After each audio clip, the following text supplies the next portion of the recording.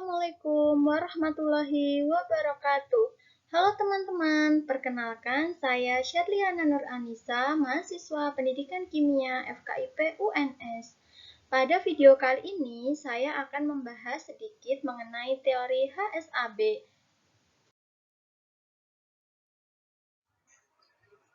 Apa yang akan kita pelajari pada video kali ini? Nah, topik bahasan pada video ini yang pertama adalah pengertian HSAB, kemudian yang kedua ciri-ciri HSAB, yang ketiga penggolongan HSAB, yang keempat prinsip dari HSAB, dan yang terakhir adalah contoh penerapan dari HSAB.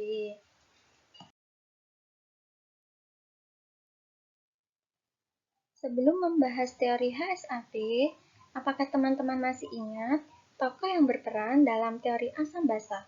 Teori asam basa merupakan dasar dari teori HSAB. Nah, tokohnya yang pertama ada Arrhenius, yang kedua Bronsted-Lowry, dan yang ketiga Lewis.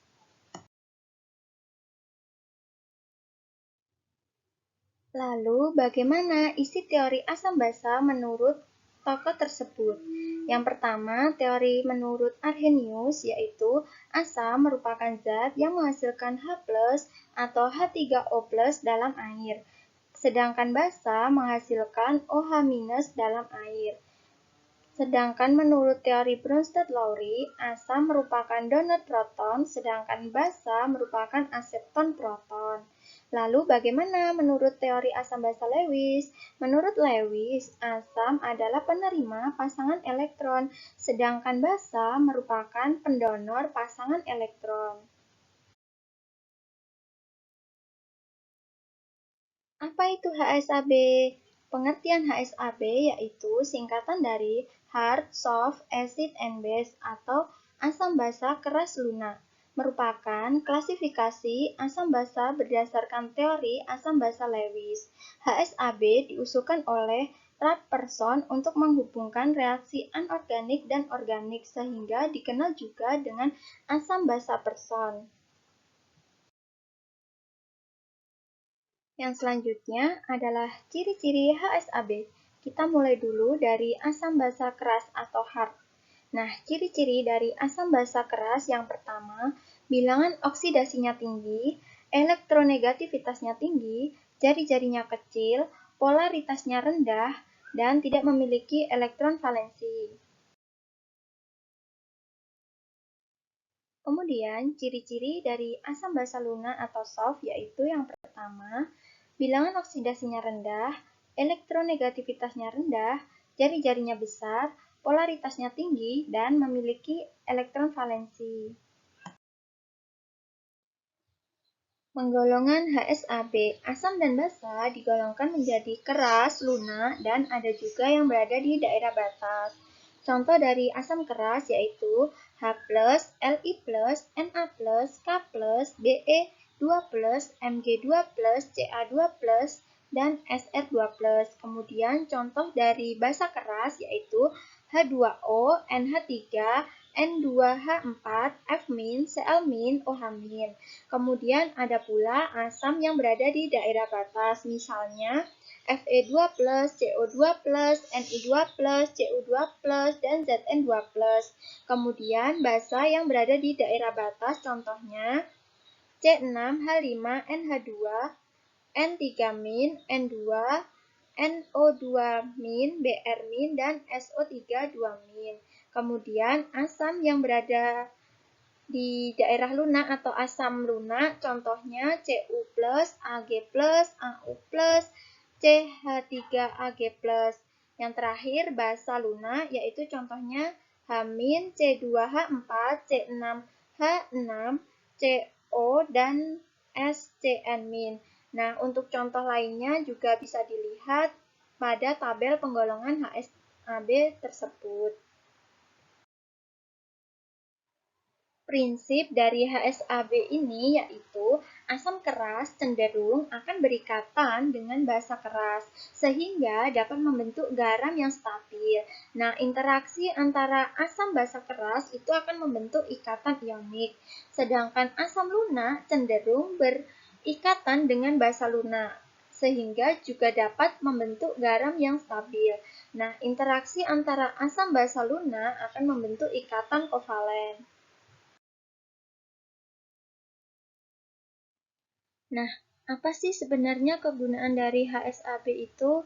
Nah, HSAB dapat digunakan untuk menjelaskan kestabilan senyawa. Yang kedua, dapat juga digunakan untuk menjelaskan mekanisme suatu reaksi dan mengetahui faktor utama terjadinya suatu reaksi.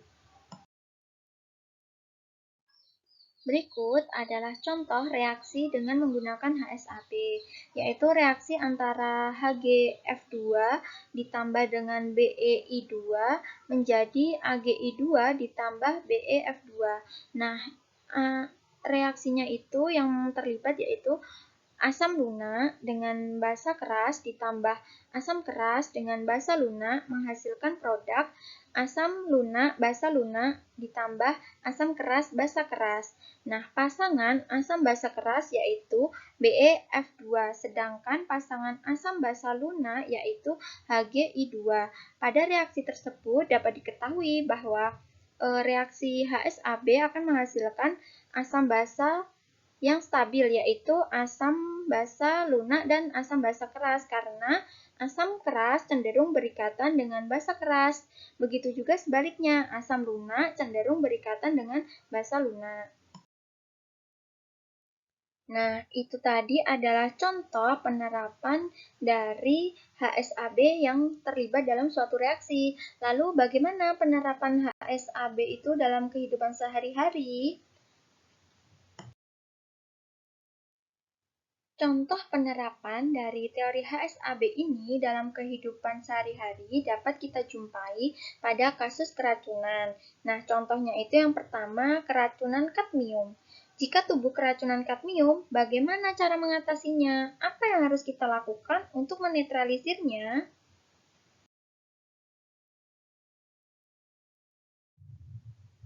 Penanganan yang tepat jika kadmium masuk ke dalam tubuh kita. Kadmium termasuk asam lunak, maka dapat dinetralisir menggunakan basa lunak, misalnya RS-min, yang terdapat pada susu. Jadi, ketika ada seseorang yang keracunan kadmium, maka langkah yang tepat yaitu dapat dinetralisir menggunakan susu. Nah, contoh yang selanjutnya yaitu pada kasus keracunan kromium. Apakah sama penanganan keracunan kadmium dengan kromium? Jika tubuh keracunan kromium, bagaimana cara mengatasinya?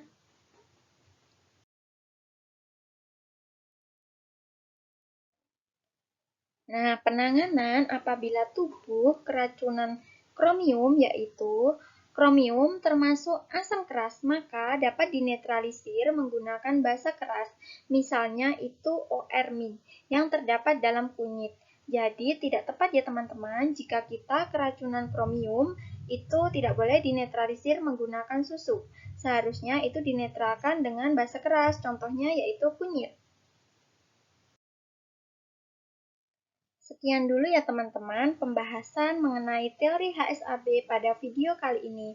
Terima kasih telah menyaksikan video ini, semoga bermanfaat. Saya juga mohon maaf apabila terdapat kesalahan. Wassalamualaikum warahmatullahi wabarakatuh. Sampai jumpa di video selanjutnya.